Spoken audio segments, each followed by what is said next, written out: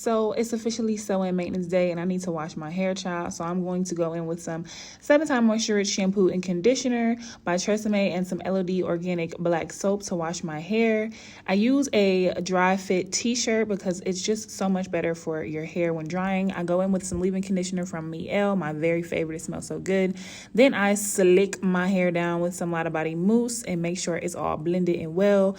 Next, I'm going to sit under the dryer for at least 40 minutes to make sure that my braids get dry under that little portable hooded dryer.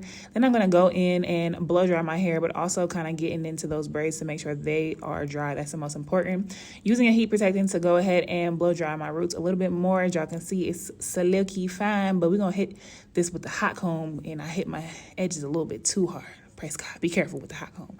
So I press out my edges, and then I'm using my favorite product to blend my natural hair with the extensions. These are raw extensions, child, and we don't want nobody to know otherwise, okay? So then I'm going to put some nice little curls in. It was the holiday, so we got to get the girl right and tight. I use these Velcro rollers to keep my hair and get some body and some beauty into it. And honey, this was the end of maintenance day. Let me know what you guys think. Ciao.